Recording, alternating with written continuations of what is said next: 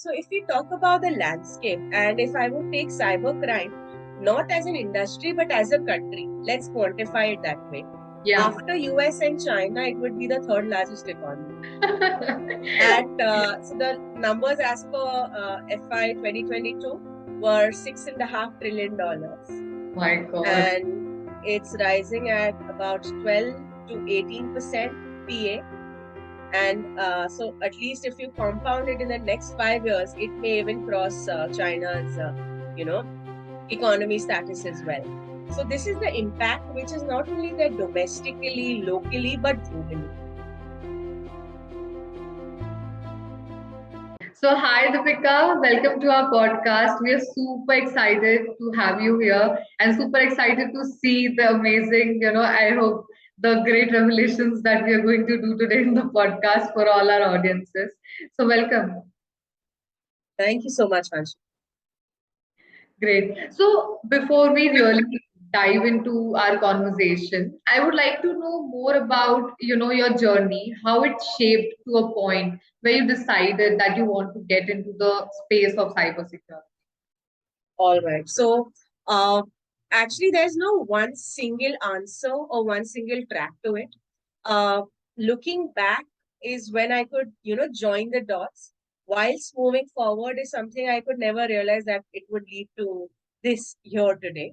Mm, I come from a legal background. When I say that, my father and his side of the family were based at the Supreme Court of India, although that was not directly related to cybercrime, because at that point of time, IT was very, very dormant. So cyber frauds happening is going to be a little, non-favorable as compared to the times now.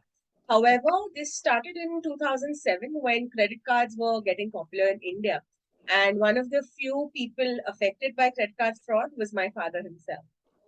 And at that time, we were facing such times that there was no OTP system in India. There was no second verification. Card cloning was at its zenith, because here having a card meant as a status symbol. Um, it was just, plastic money. And that is the reason a lot of outlets, right, from restaurants to malls to even movie theaters that were just opening up, became a good outlet for these cloners to happen.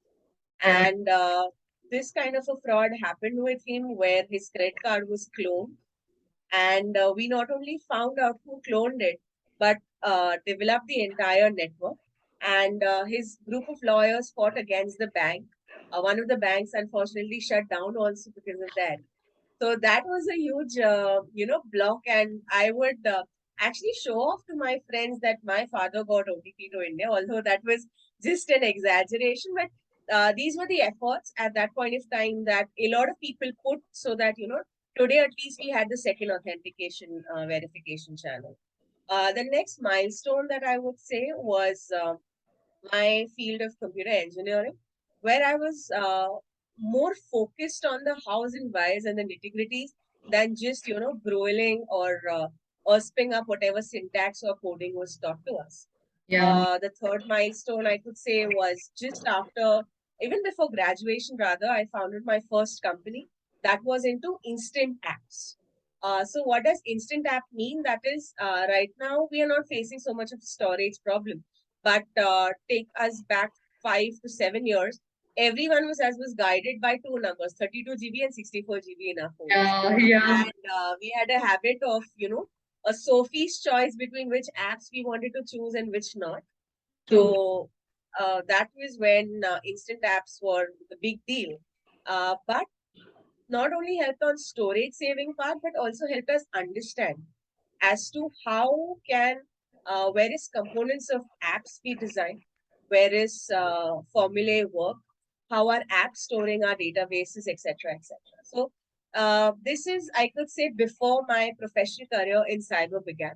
And the final, and you can say the major milestone was my induction to the Honorable Chief Minister's office and my deputation thereafter to first the Election Commission projects to track whatever fake news dissemination was going on during both the national and the state elections here in Maharashtra, and the subsequent posting. So I could say the amalgamation of all these crossroads is something that's led me here, and I'm hoping forward to see what more interesting revelations are there in my life.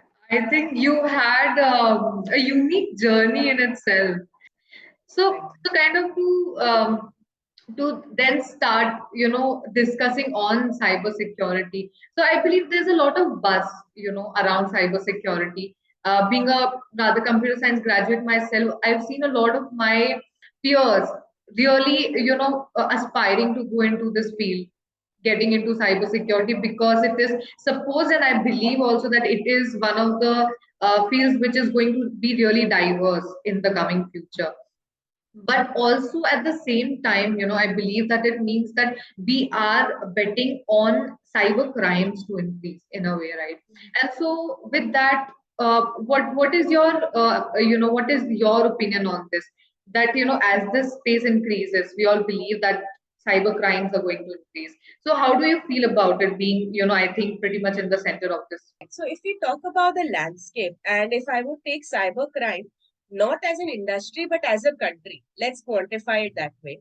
Yeah. After US and China, it would be the third largest economy. At so the numbers as per FY 2022 were $6.5 trillion, My God. and it's rising at about 12 to 18% PA. And so, at least if you compound it in the next 5 years, it may even cross China's, you know, economy status as well. So, this is the impact, which is not only there domestically, locally, but globally.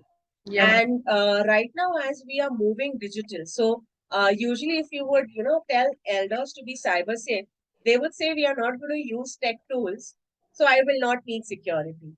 But Yeah. the issue here is just to be cyber safe doesn't mean that you are not going to use technical tools, or your fraud will happen only if you're using a laptop or a phone. Yeah. There are crimes that are happening digitally, over the phone, over the call, and sometimes in person as well, which True. are registered as cyber crimes. And now, as per the landscape of the evolvement of it, there is nothing that can say that we can solve or stop cybercrime 110%. The True. reason being, we have all the answers, but the evolving nature of it is such that we don't know what is the next modus operandi. So I'd like to introduce two concepts here. First is of the tradecraft, and second is modus operandi. And I remember my senior police officers correcting me that when I would use modus operandi in a normal connotation, but it later I came to know it was a negative connotation. So I cannot say Vanshika, your modus operandi of conducting a podcast is good. It should be your tradecraft is good only if someone is of a criminal bent of mind that they can use the term modus operandi.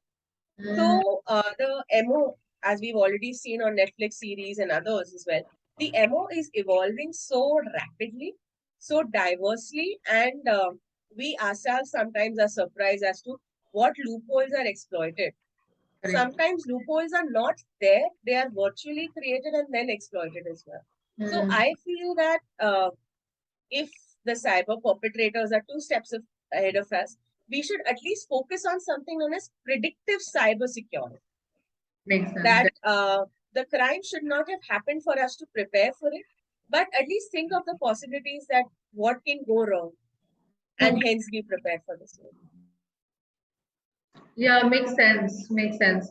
So I'm sure that, so, like you mentioned, being corrected by people in this, I'm sure because you've been around those people, I think there's a lot of touch to how you deal with cases on a day-to-day basis. So, and because I know you personally, I know a lot of cases which you have solved. So I would like to know and maybe highlight for our audience, highlight that one case which has impacted you like in a big way or have made change, to your life. Okay, if you don't mind, may I just entail two of them? Go Because that ahead. was of great impact, being in a niche domain, but it is something that can happen to anyone and everyone. The first, of course, was a case that we had investigated for a corporate fraud. Okay. Now, each of us as entrepreneurs, as even sole proprietors, or anyone who has a digital identity, is at the risk of having those digital identities stolen. Yeah. Many a times this would often cause only reputation loss. It Mm, would not cause any money loss or tangible loss. true. At the max, what can happen? Your data will be taken away or your profiles will be taken over. However, this was the first case where I understood that just by mere replication of a digital identity, a fraud worth hundreds of crores could have been committed. My God. And when the case came to me, it sounded very, very simple. But once we went in, we understood and investigated is where we found as to what went actually wrong. So entail, it all started with the digital signature being cloned, and the company here at stake was a 400 crore company. Director stake being at 30%. So if we calculate, that is at 133 crore. Yeah. And there, the director did not have proof because the digital identity was replicated by people the director has been working with. More to the CA the director had already been working. My goodness. That's crazy. And just to add one icing factor, on digging a little deeper on the background of the perpetrator, the person turned out to be an ex fraud investigator in a government organization, which means that here they use all their knowledge, all their Yeah. tradecraft to conduct this crime, Yeah. thus comparing the tradecraft to a modus operandi. And thankfully, we were able to turn around the case within 2 days. Oh, But that's amazing. again, the fight didn't stop there because once they understood that we had, taken out their formula and debunked their formula, a phase two of the fraud was committed, where our JPEG signatures, which are available to anyone and everyone, Yeah. right from our courier boys to, let's say, whatever contracts that we are signing, the agreements that we are signing, JPEG signatures of each of our identities is available everywhere. Yeah. Just by a simple cut copy paste of that JPEG signature, the phase two fraud was committed, which was far more difficult to prove because here the signature was of the actual person. It Yeah. was not cloned or forged. So it depends on. It's basically a fight between more right and less right signature of the same person that we had to define. Yeah. And the second one was, if we are talking about digital identity and financial frauds, we all have seen cases where OTP is shared. Some action has been initiated by the user for the fraud have to be committed. So, and in the at least BFSI domain that we've seen, banking, finance, and insurance sector, there was one thing related to demat accounts where people thought demat accounts are not, impregnable. What we could do is demat accounts, if at the max we could sell some shares.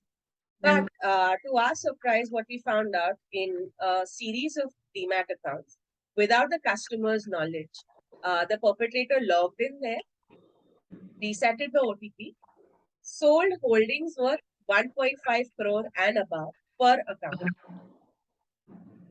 After that, so again, the security factor that we all had in mind was that DMATs you not be able to withdraw the money. Because even if you withdraw, it will come in the source bank account. What Yeah. they did was they created a position. So as a DMAT, there's a seller and a buyer. So if Yeah. you're the seller account or the buyer account, you need to create someone as a counterparty on the opposite side. Correct. Yeah. So what they did was penny stocks which are available at 35 paisa were sold at 100 times the value at 35 rupees. Mm. And that money in accumulated in the victim's demat account was used to buy those penny shares at 100 times the value. God. How do people And have those brains? My God. certainly, and to which both the buyers and the seller account were compromised so Mm. that the perpetrator could not be tracked directly. And thankfully, we figured out where the loophole was because no OTP was shared, Mm. no access was given, no link was clicked. And it all started by a data breach that had happened on a e-commerce website. Because of that data breach, the people whose email accounts were hacked ended up having their demat accounts hacked. So these were the cases that were not only high in the impact, but high in their modus operandi adopted as well. So that this is something that debunked all our fundamentals and said that, hey, we need to upgrade our fundamentals. That is, I think I am left. I don't know. I don't have any comments on that because the complexity, as you Mm, explain the complexity of that. So, as you were explaining, this happens. So, a thought comes to you that maybe it can be solved this way. But then again, that is a closed door. So, I think mm, these are so prominent, and I don't know if this information is there with people, if they know how these things are happening, and if they are aware as to how important it is to make sure these things can be taken care of. correct, correct. So this is real. So speaking of that, what are the three myths, rather top three myths that you feel Mm, people have about cybersecurity, and what okay, role do you think social media has to play in this? all right. The first, of course, is the nonchalance that is associated with it. That this is not going to happen with me. I Yeah, am way too smart. I'm way too educated. I have everything that is secured in my mechanism. And the second follow up is that the law enforcement doesn't work at all.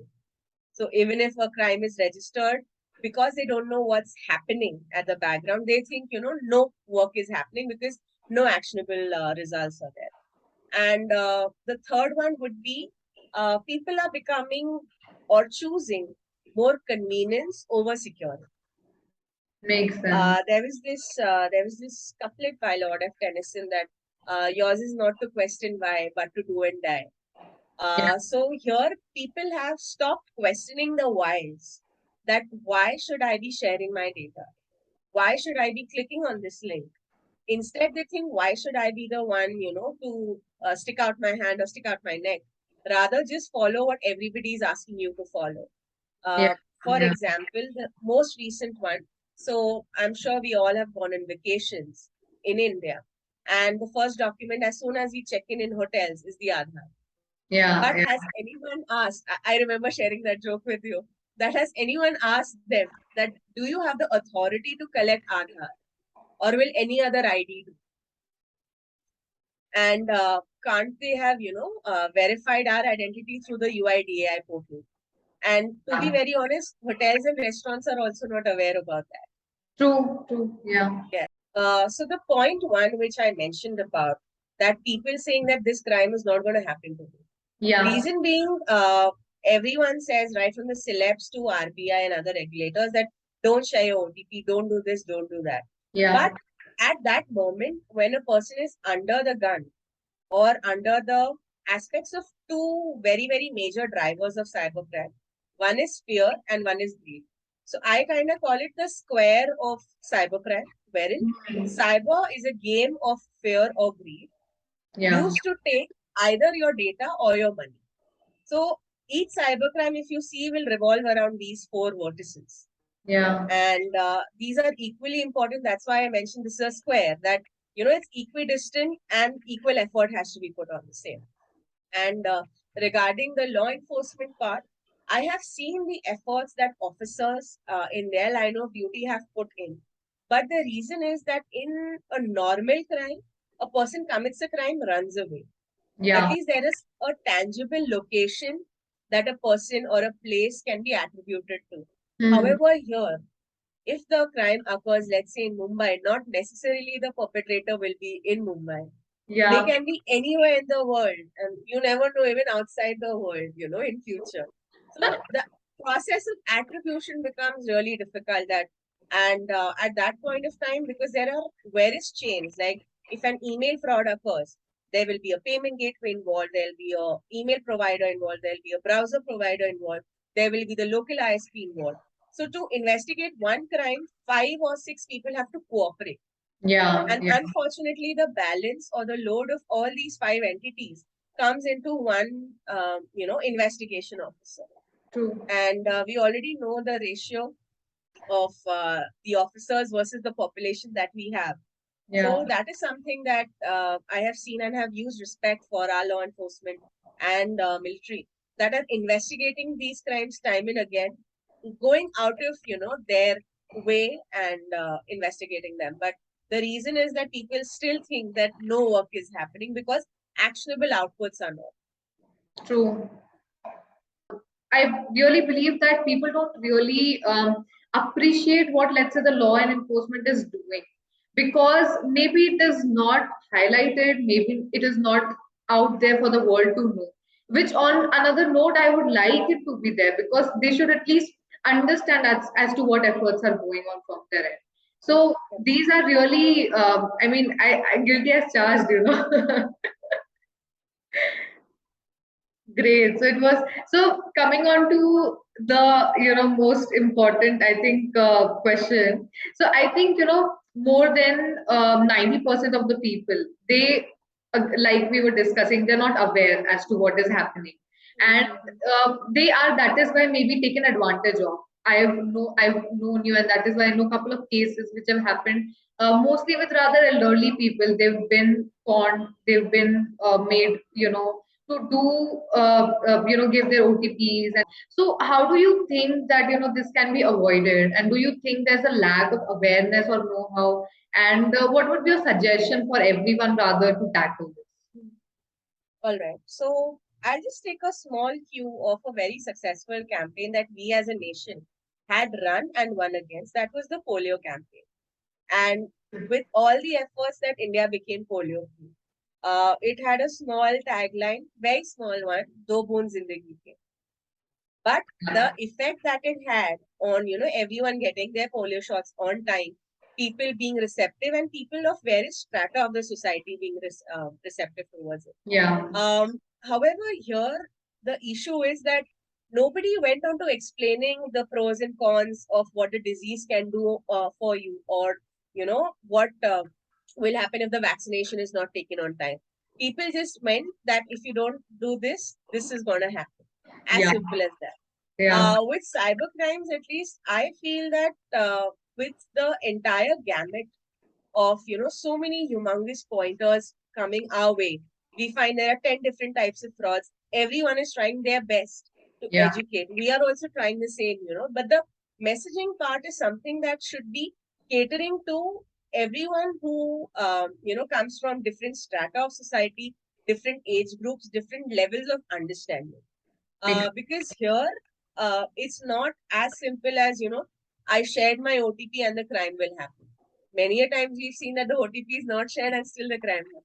Yeah. Yeah. So this is something that we as a nation or as a society could maybe read upon and create that particular awareness factor.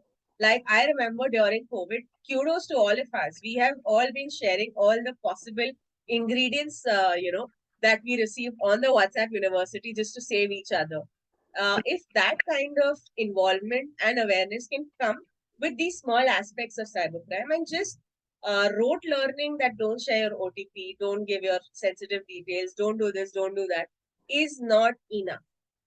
Main thing is understanding and applying whatever examples are being shared. And to wit, to the people who are trying to raise the awareness as well. And this is something that I personally would want, everyone's help to initiate this too, is to identify various type of modus operandi. Because as I said, the square of cybercrime, but the way the direction is taken is always different. A person will try to instill a fear through an e-commerce website also, through a phone call or an SMS also. Thus, the way of reaching from point A of fear to point B of stealing your money, there are million ways. I even Avogadro number will be small for that. So this is something that if we could focus on learning and imbibing, and never thinking that this is not going to happen with me, rather learn through that. And if we could switch on that correlation, if we are in that situation of a fraud, I think that'll go a long way from, protecting us from that happening. And if we don't understand anything what's going on, let's say a very new version of a cyber crime comes, just disconnect everything around you. Take Hmm. a minute to think before, conforming to that fear that if I don't do this, my electricity will go off, or greed that if I don't fill this detail now, my lottery will go. And also remembering the fundamental that there is no free lunch in this world. Yeah. That is something that we should take after. Just I'll end it by a small example saying that we always thought that video KYC was the best solution that could come to image verification. But I'm sure our viewers and everyone must have seen that with an image also, you can still move the image as a GIF. Yeah, yeah, So can't that GIF be used as video KYC? Because in video KYC, it's not a person who views these video KYC, it's an algorithm. Algorithm will see that the face is there, eyes are moving, lips are moving, and that can be done by various AI programs as well. true. So to be very honest, it's easy to create a KYC for people who are not alive as well, just by using their photos and moving these, sensory organs over their face. I'm right now sitting mind blown by this idea, honestly. This is so there can be, I think there's loopholes to everything. And I think, like you mentioned, there are millions of ways in which people can really go about it. And so I think to be really secure, you have to know all the ways. If not, I don't know how it can be possible, but you have to really be aware of all those things so that you know you're definitely secure from these cyber crimes. So, Or just go back to the fundamentals that yeah. data is the new oil or there's no free lunch. And I think that will do the trick of this. Yeah, yeah. I believe so. We've had really great conversation so far, but I believe it's time to maybe spice it up. So we are now come to a stage where we enter the rapid fire round of this podcast. So just to take a heads up, are you ready? Sure. So And heavily underprepared. So no, I'm sure this is going to be amazing. So to begin with the first question, what is that one mantra or what is that one thing that keeps you going? the good shall always, no matter what, prevail over the evil. That's interesting. That's nice. The second one would be, so what profession do you think you would have pursued if not this? A philanthropist. Oh, and so why will that be? So of course, I don't have the money to be a philanthropist right now. But I feel being Yeah, an engineer, uh, we believe in the theory of optimization. yeah, And if things are streamlined, we can, maybe combat things right from frauds that are happening to the basic needs of people being met if things are properly streamlined.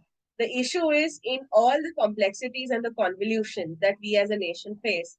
Uh, People are not keeping things simple or yeah. conjoined. So if that is something that I would have to do. I would have that if I had, of course, the money to do the same. Nice, great.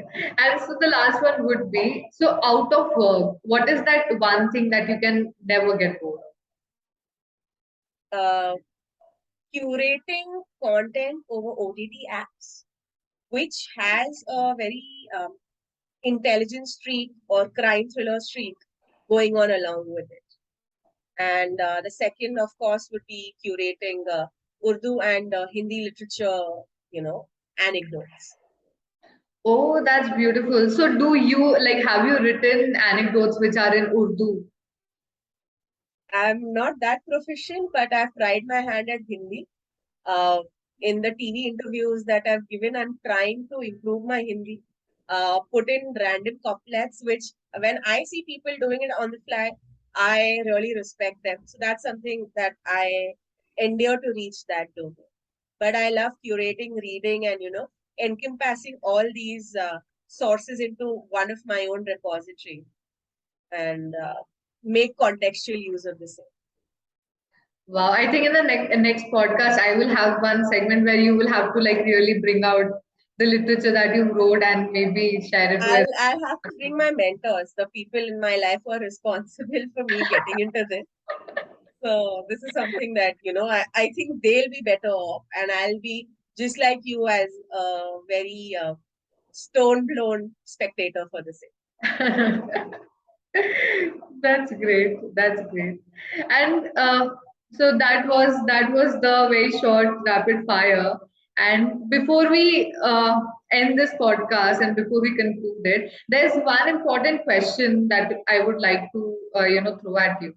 So we would like to know the do's and the don'ts that young companies should take care of from day one as they get into it to avoid any cybersecurity related issues, because we've been seeing a lot of growth, I'm sure, in the startup ecosystem. A lot new companies are coming in, and as we know, when the companies start, they start with their own limitation of resources and finances. So, what would be the do's and don'ts, and how do you think they can, battle through this, rising problem of cybercrime? So of course, in the startup ecosystem, we feel that we are understaffed or underhandled because we may not have the budget to do so. Yeah. But to be very honest, and I have seen that the most effective solutions in tech till date are free. You see the Linuxes of the world, you see the Gmails or the Googles of the world, and unless something catastrophic happens, these services will continue on being. So this is something that we as startup owners and founders can definitely take advantage of to Mm. get so many open source security tools and mechanisms. Read about it and understand. And don't just leave it to your CTO or technical head or maybe the company that you're employing to do it. Because to be very honest, whenever I take any corporate lectures, maybe even conglomerates, my first question to the room is, how many people are there in the security team of the organization? They tell some random number, 5, 7, 20, 70. All these answers are wrong because everyone, right from the clerk to the security, to the CEO, even the managing director, are responsible for the security of a particular organization, be it physical, tangible, or online security. So, this is something that a cultural ecosystem needs to be cultivated because there's many a slip between the cup and the lip Mm. fits perfectly here. Wherever, if a person or an employee in your team is not educated properly on the perils, no matter how technically sound 99% of your team is, if that 1% is still Yeah. not, understanding the same, the loopholes can arise out there. So I think be ready, be as much as aware as you, as founders, they are of the tax implications, the legal reasons, and of the security as well. If these go hand in hand, I think founders can keep themselves cyber safe. Yeah, that was amazing. And as much as I said that would be the last question, the last question of this podcast is, I've known your journey, how you finally built this, how you're growing, and how you're, I think, so persistent in your pursuit of this whole entire thing going out. So, what would be your suggestion again to the budding entrepreneurs, to the people who are just getting started with their first companies or maybe seconds? What would be your suggestions to them? What should they do? What should they not do? From your experience. So the root cause of everyone becoming an entrepreneur is because they fit to the adage that jack of all trades, master of none. And this often is used to make people feel bad about their multitasking capability. But Yeah. often people forget that this is an incomplete idiom. It is a jack of all trades, is a master of none, but is still better than the master of one. This is Interesting. something that people in pop folklore don't use. True. So, to be very honest, an entrepreneur is allowed to explore as many avenues as they want to. Often, venture capitalists, investors, angels tell you that you should focus on this part, then move on to the other part. But if you go in the increments, let's say I try strategy A, product A, then strategy B, product B, C4, etc. It'll go on in an incremental manner. Yeah. I focus will be divided if we bring all that to the same focus, but at least time will be saved, and a person has the bandwidth to try on the multiple aspects. Because only when we try 10 things, we know that 9 of them may fail and one will succeed. Yeah. Yeah. So this is something that as entrepreneurs, if we could, go up and try. and stand your ground firm. To be very honest, we've got reasonable numbers, we've got a good growth rate, and that is where the market validated us. To be very honest, when anyone compliments our growth, that so early, how much and how is it possible? Yeah. I felt that the market was very receptive to us, and that pulled us. So many a times they say that you should remove the government aspect of your business because it'll not be yielding. I'm like, with cybercrime in this world can be solved without the intervention of a government authority. Not necessarily police, not necessarily military, but even the regulatory authorities. Yeah. So if your DNA is safe and sound, if you believe in that, if you've reasoned with yourself, I'm not saying don't make modifications, but if you've Yeah. reasoned with yourself and you still want to stand your ground, uh, do it. Because everyone, like, consider yourself, and this is a example given by Mr. Bachchan himself, that consider yourself in the middle of a boxing ring. Mm. Your angel investors, your advisors, your teammates, your employees, your family, friends will be outside the ring cheering for you. You are the one who is supposed to, perform in the ring. Yeah. So this is something if each of us can ingrain, not let naysayers affect us, but take those modifications and imbibe them slowly, and just go along this ride and explore the world. It's at your feet. I think this was a very good example, and I cannot imagine how many people are going to get affected with this. And this is, I personally believe it created an impact on me. And I think this example, because I've already picturized it in my mind, is going to stay with me for a longer time. And I hope that this reaches out to as many people as possible, you know. Certainly, And certainly. thank you, Deepika, for your time today. It's been amazing, amazing having you over here. You've shared a couple of great insights, which I'm sure are going to add great value to all the audience, all the people out there. And Right. everyone, if any cybersecurity related issue is happening, you know I'm whom the to guy. call. You know whom to call. Great. So thank you so much, Deepika. Thank you for your time. I hope you enjoyed this podcast thoroughly and it added value to you. Follow us to get information regarding all the upcoming podcasts. You may also reach out to us if you need help with AR/VR development or marketing services. Stay tuned and see you in the next podcast.